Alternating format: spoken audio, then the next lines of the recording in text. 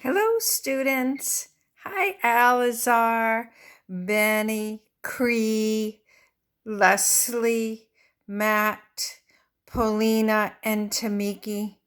I hope you like this story called One Small Place by the Sea by Barbara Brenner.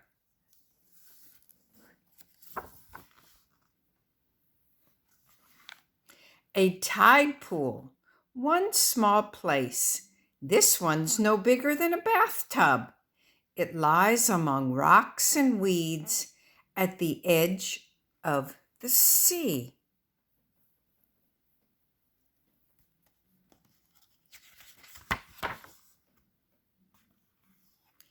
At high tide, it's full of water. At low tide, it's no more than a salty puddle. Tides make it and unmake it twice a day. That's where it gets its name, tide pool. Imagine standing at the rim of this tide pool as the tide is coming in. What do you see?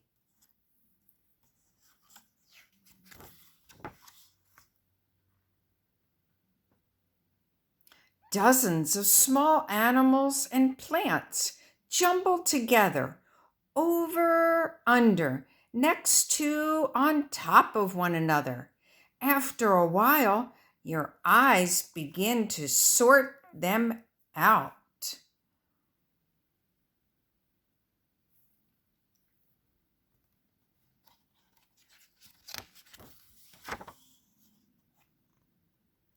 Here's an ochre sea star. It moves slowly along the bottom on hundreds of tiny tube feet. There's a bunch of blue mussels hanging on the rocks. They've spun threads of wiry glue to attach themselves. On the sandy bottom of the pool are two giant green anemones. The anemones look like plants. They're really animals. But that creature in the weeds, that looks like a fish. That is a fish. It's a sculpin, a fish that lives only in tide pools.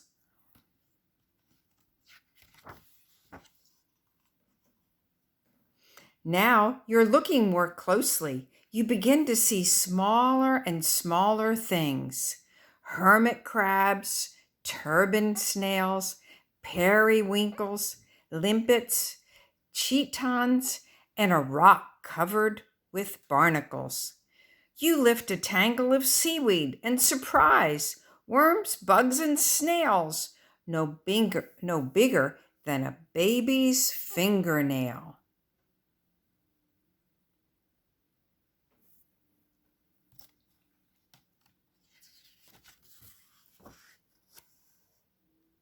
Next, you scoop up water in a jar. You see even smaller creatures. Hundreds more are in your jar, but they're too small to see. You're looking at plankton, the living soup of the sea. And then you bend down. You touch the green leaves of sea lettuce. You feel the velvety mats of algae. Now you know what lives in this tide pool. But what goes on in this small place?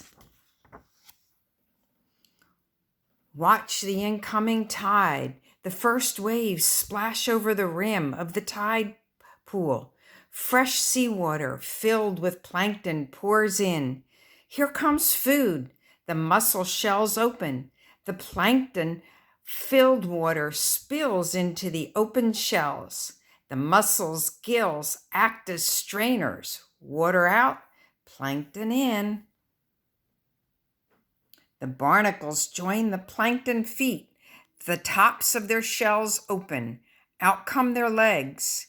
The legs are like tiny feathers kicking bits of food down inside the barnacle shells and into their mouths. Upside down dinner. Now the sea star goes hunting. It climbs up the rocks, moves along the mussel colony, picks a target. The mussel tries to close, but the sea star pushes itself along the mussel's shell. Its powerful stomach juices turn the mussel into mush. The sea star sucks up the mush.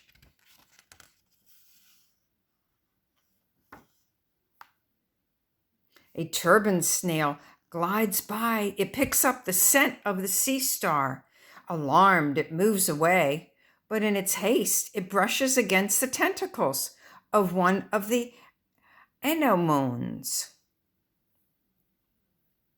Those tentacles are deadly. In a few seconds, the snail is food for the anemone. It eats the soft parts and spits out the hard shell. Hermit crab sees the empty shell. It looks it over. This is not about food, it's about space. The crab has outgrown the shell that was its home. It tries on the empty shell for size. Good fit. It will move away, carrying the new home on its back. The sculpin swims to the surface of the tide pool and climbs out. For a few hours now, it will live on air. Using its front fins as legs, the sculpin walks on the rocks looking for tiny shrimp and sea spiders the tide brought in. The periwinkles, limpets, and chitons are grazing too. Their tongues have teeth like little straws. They use them to scrape algae from the rocks and weeds. Meanwhile, the algae and other plants are making their own food with sun and air and the water in the tide pool. After about 6 hours, the tide turns once again. The waves no longer reach the tide pool. The water level in the tide pool begins to drop. The mussels close up. The sea star rests. The hermit crabs retreat into its new shell. Periwinkles, limpets, and chitons move lower on the rocks to catch some ocean spray.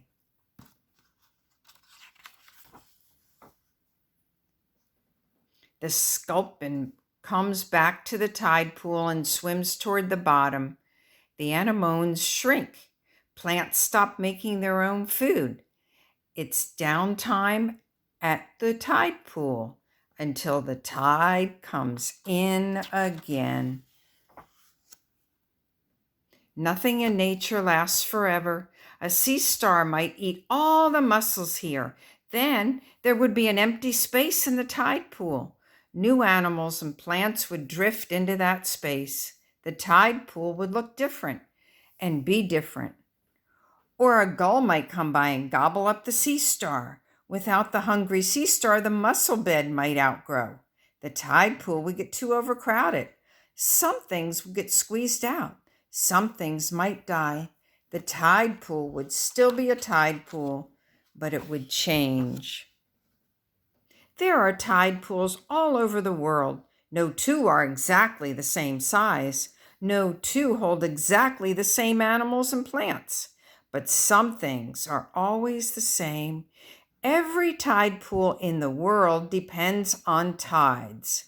And every tide pool is one small place that is home for many things. I hope you enjoyed this story. One small place by the sea.